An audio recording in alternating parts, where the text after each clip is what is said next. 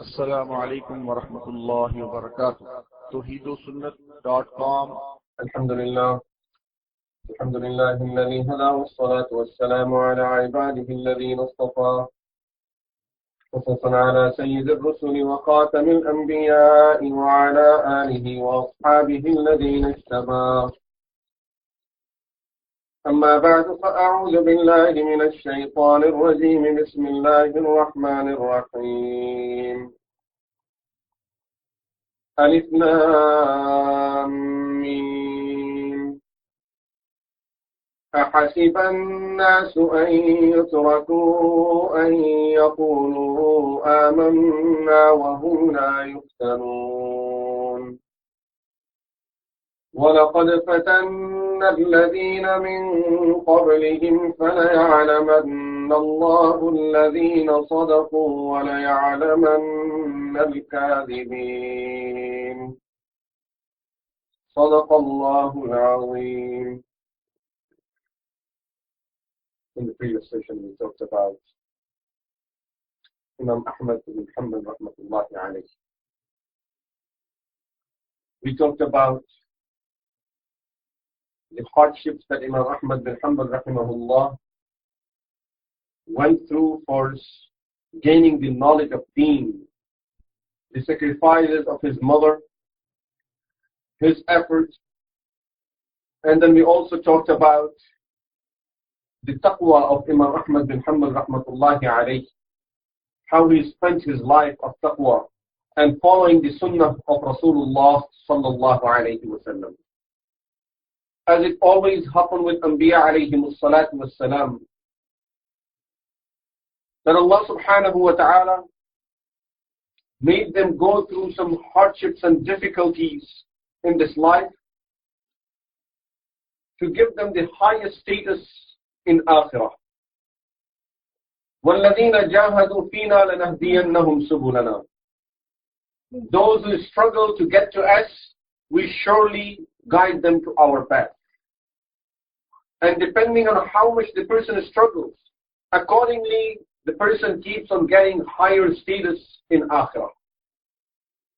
This is why Rasulullah sallallahu alayhi wa sallam said in a hadith, sometime a person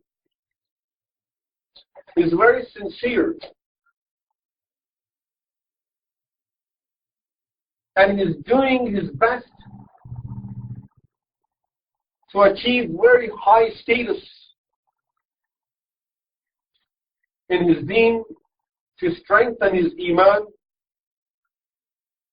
but at the same time this person cannot control himself or herself, and therefore at every step keeps on falling down, keeps on committing sins, or is not able to offer the ibadah as much as he's supposed to offer to get to some of the very high status in Jannah. And this person, because of his sincerity, is very close to Allah, is dear to Allah subhanahu wa ta'ala. So Allah subhanahu wa ta'ala makes this person go through some hardships and difficulties in this life to give him some very high status in Jannah. So the status over there depends on the struggle for deen in this life.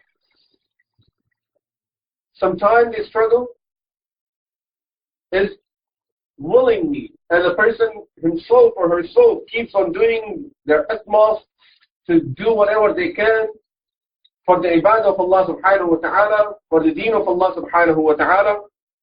And sometimes when we don't do that, Allah subhanahu wa ta'ala makes us then go through something, certain difficulties, certain difficult situations to exalt our status in akhirah.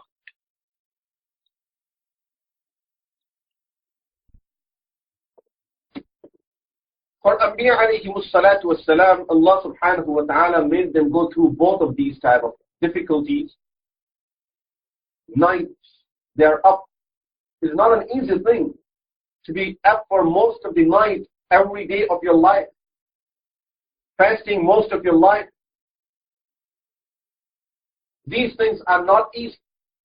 They did all of this, and then still they went through a lot of hardships and difficulties on the hands of their enemies. Through that, Allah subhanahu wa ta'ala put them to some of the very high positions in Jannah. Of course, such a position that no one else besides Anbiya alayhimus salatu wassalam can ever get to those positions.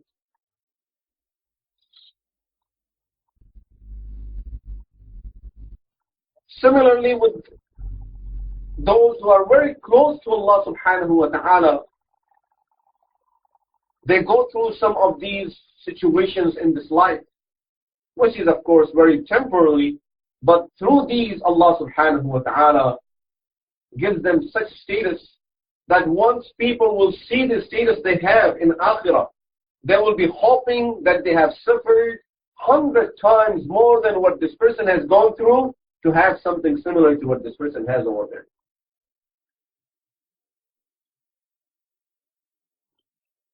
Imam Ahmed bin Hanbal rahmatullahi alayhi, Allah subhanahu wa ta'ala made him go through some of these situations in this life.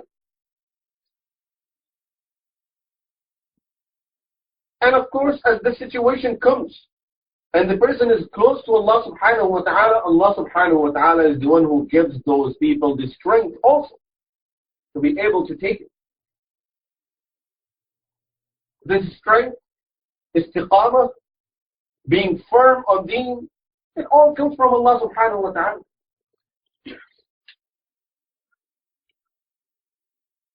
During the time of Imam Ahmed bin Hanbal rahmatullahi alayhi, I believe it started spreading amongst some people, and that was Qur'an, this book of Allah subhanahu wa ta'ala, is not kalamullah. This Qur'an is makhlooq, which means Allah created this Qur'an the way He created this universe. Just like He creates everything else, kun fayakun, He said kun, and the Qur'an was there.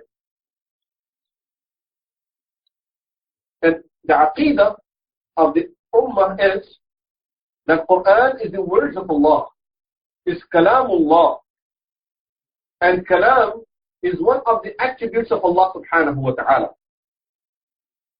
And attributes of Allah subhanahu wa ta'ala, they are always there.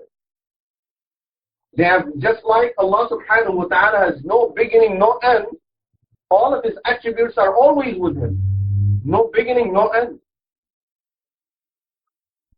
They are not limited to any time. It's not that Allah is Rahim today and tomorrow He is not Rahim wal-'iyadhu billah. It's not that Allah subhanahu wa ta'ala is Sami' and Basir, hearer and the knower, and Alim today, and He won't be wal-'iyadhu billah be able to know everything tomorrow. All of His attributes are always there.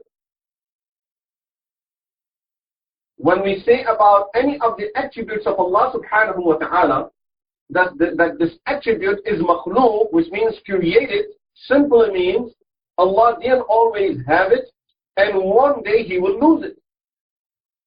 See what it means then? Many times we talk about that topic from the history, but we may not understand the depth of it, where it all came from. So kalam is one of the attributes of Allah, sifatullah. And all the attributes of Allah subhanahu wa ta'ala are not makhlooq. They are not created later on. Created will simply mean they came at a later time and He didn't have them earlier, and they will finish at a certain point if He will not have them anymore. There were people who wanted to use their brain, their understanding, as we nowadays call it, our common sense. Many times people who don't have no sense whatsoever, they want to use their common sense. And their common sense for what? For understanding Allah and His wisdom and His knowledge. Today a person comes to me who is a good scientist, and he tells me, look, the star that you see up there, do you know the size of it? No. When you see it, how big do you see the star? Say 1 inch by 1 inch. And he tries to convince me that this star may be 10 times bigger than this world. And now these things became such a fact without seeing none of that. We all, throughout our life, as from the time we remember seeing the stars, we never seen a star more than 1 inch by 1 inch. But all of us, we do believe that these are not the right sizes as we see them. The size is totally different. We see the sun, we see the moon. We see them to certain size, but I'm sure we all believe that this is not the size of that moon, this is not the size of that sun. And then the person who knows some sizes that we have heard from the scientists, we very proudly keep on telling others, look, these stars, this sun, this moon is so many times bigger than this world. And the distance between the earth and the sun is these many miles. And the distance between the earth and the moon is these many miles. Where did you get all of this from? If we try to use our common sense understanding just the sun, moon, and the stars, we won't be able to do it. And keep on arguing with the scientists that no, it doesn't make no sense. And he will tell us whether it makes any sense to you or not, this is what it is.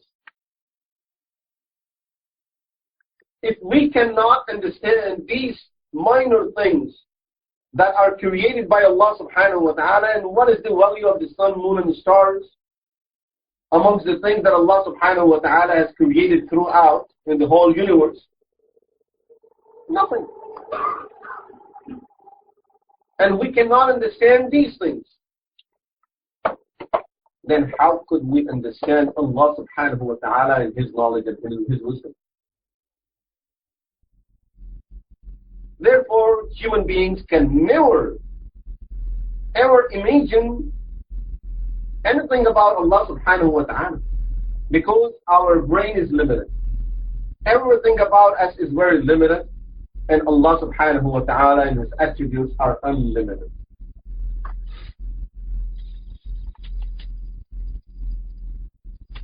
So there were people who tried to understand Allah and His attributes according to their understandings using their senses.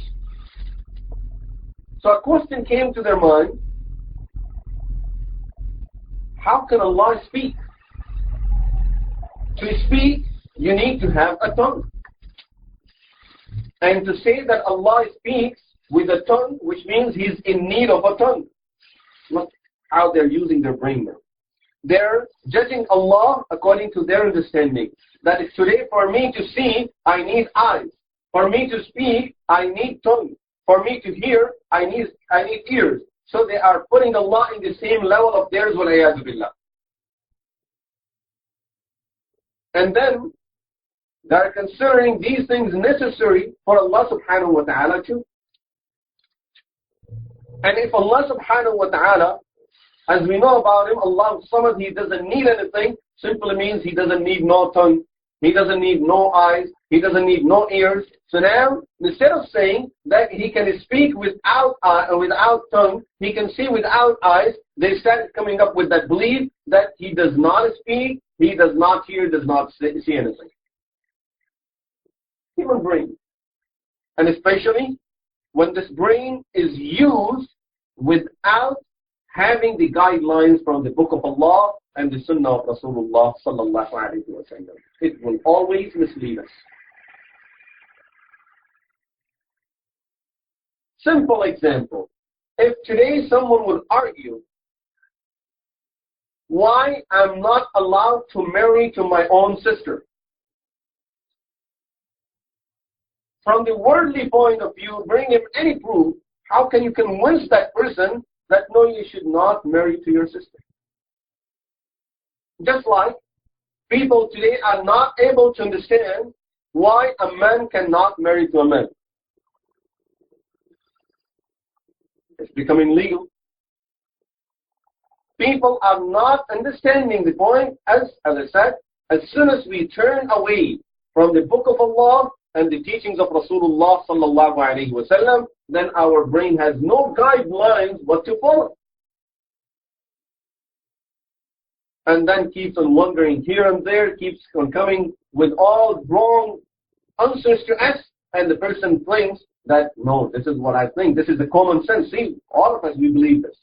You get a bunch of 100 people, they all believe no man should marry to men. See, this is the common sense. See, we have 100 people who believe in the same thing.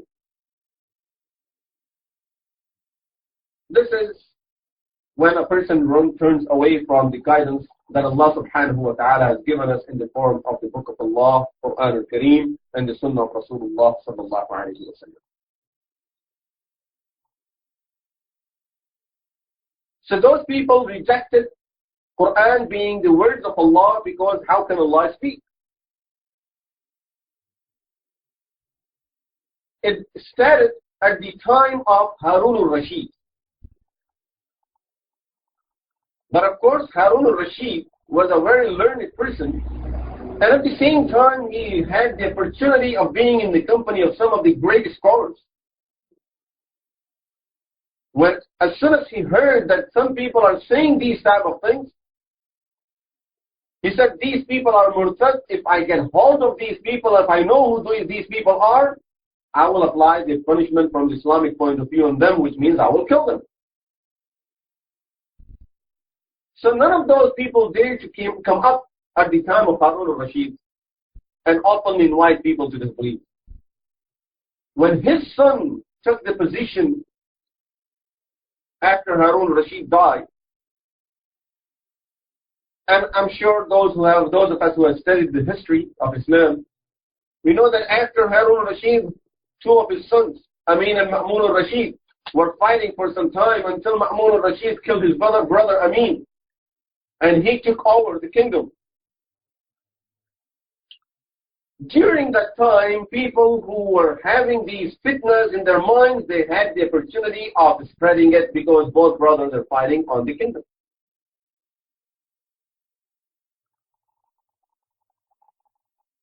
At that time, some people started spreading these type of beliefs amongst the people. And of course, because when you're just using your sense, and just like nowadays, very straightforward, just like nowadays, most of the people have no knowledge of the book of Allah and the hadith of Rasulullah sallallahu alayhi wa sallam. And as soon as someone comes up with an idea that makes any sense to them, they right away would like to apply it on the deen. Yeah, this is how it should be in our deen.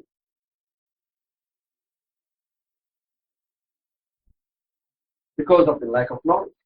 And they all just want to depend on their understanding, even about deen. So, it was similar type of situation when these people started going around and started convincing people, basing all of their arguments on just their own senses and their understanding. So there was a good group of people that was convinced of it.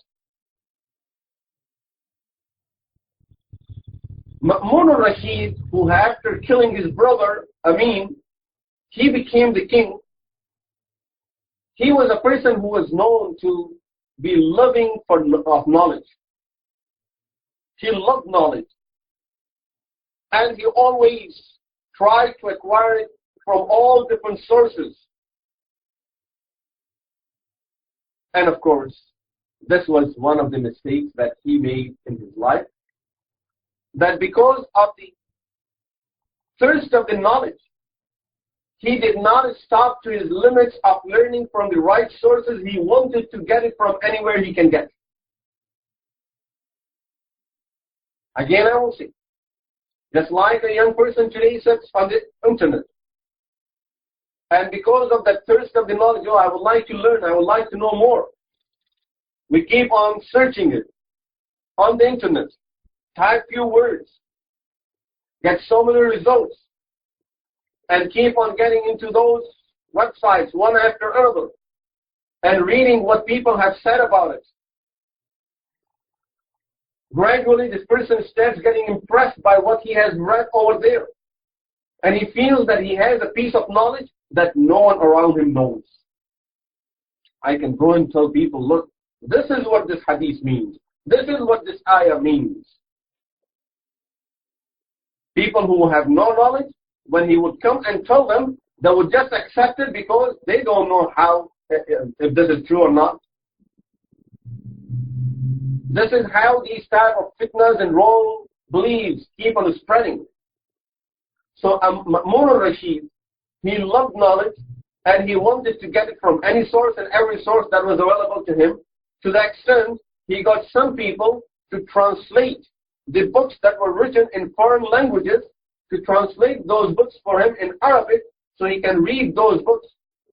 And many of those books that were translated, they carried some beliefs of the people who were writing those books from the other religions. He started getting convinced by some of those things unknowingly. And finally, because he's trying to use his understanding, his brain, his sense for understanding the deen of Allah subhanahu wa ta'ala, when some people presented this belief to him, that look, Qur'an has to be makhlooq, created by Allah subhanahu wa ta'ala, because it talks about situations that happened during the time of Rasulullah sallallahu alayhi wa sallam.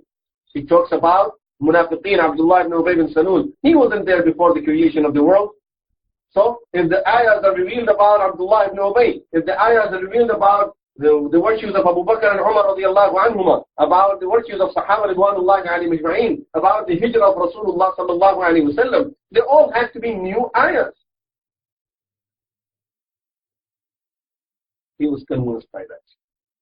And in the year 212, he started announcing his belief that Quran is makhlooq, is created by Allah, is not the words of Allah, is not the sifa, is not the attribute of Allah subhanahu wa ta'ala. But at this time, he did not enforce it on others. 6 years later, in the year 218, Ma'mun al-Rashid now started enforcing this belief on others. And he wrote letters to the governors that gather all the scholars in your town. And in those days, it's the time of Aimma Mujtahideen, it's the time of Fuqaha, it's the time of Mufassirin, it's the time of Muhaddiseen. This is the time when the great Muhaddiseen are there.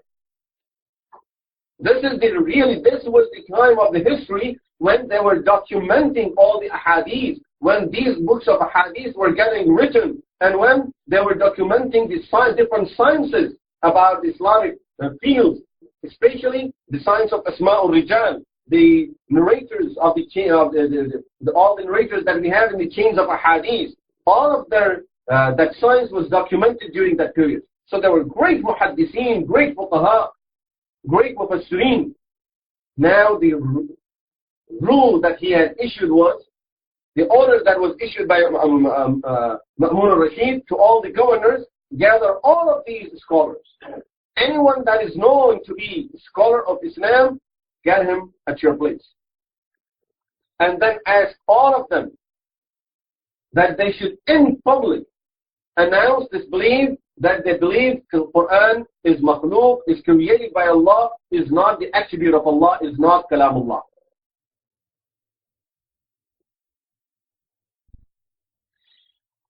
And the order also said that if anyone rejects, if he is a well-known person, he is a well-respected person in the community, then send him to me, I will deal with him. And if he's a normal scholar there, kill him right there.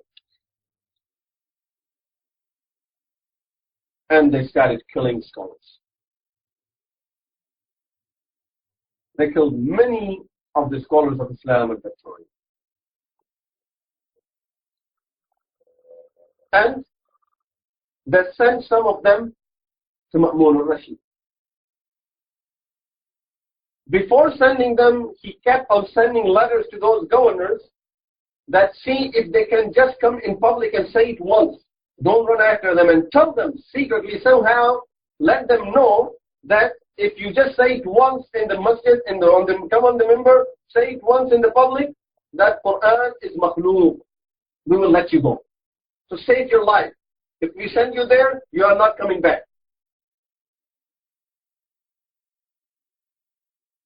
When this situation started getting worse and many of these scholars were killed, so of course there were some of them who decided just to save their lives. They would come up and say to people that Quran is say in public Quran is makhluq, but in their private meetings they will inform people that this is not what it is, and we just said it to save our lives. In Baghdad, there were two scholars who totally rejected going with that belief and saying a single word that would be against the true beliefs of Islam. One was Imam Ahmed bin Hanbal rahmatullahi alayhi, and the other scholar's name was Muhammad ibn Nuh. According to the instructions from Ma'mun al-Rashid, both of them were chained and sent to Ma'mun al-Rashid. When they were on a few miles distance from where Ma'mun was, they stationed over there. Imam Ahmed was a well-known person in the whole Islamic world. One of the people from the helpers of Ma'mun came to him and said, I just want to inform you of what's happening there, so you be ready and you deal with it accordingly. Ma'mun today have taken out a sword, saying that I swear by God, if Imam Ahmad would come to me and would say anything different than what I'm asking him to say, this sword will be used on him. He got a very brand new sword, especially for this reason for you. Imagine what will happen to the person upon hearing this.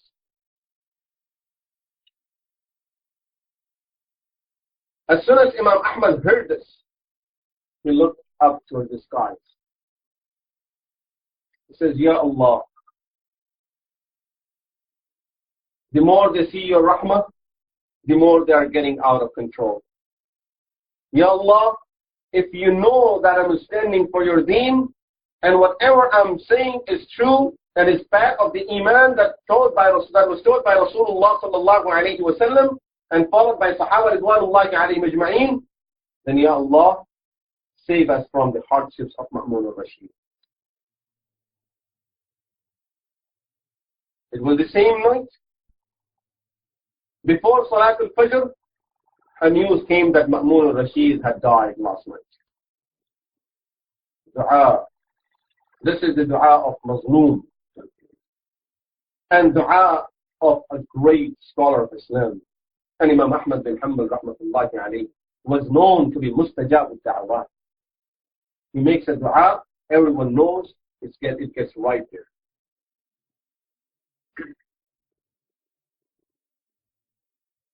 But the thing is, that situation did not end.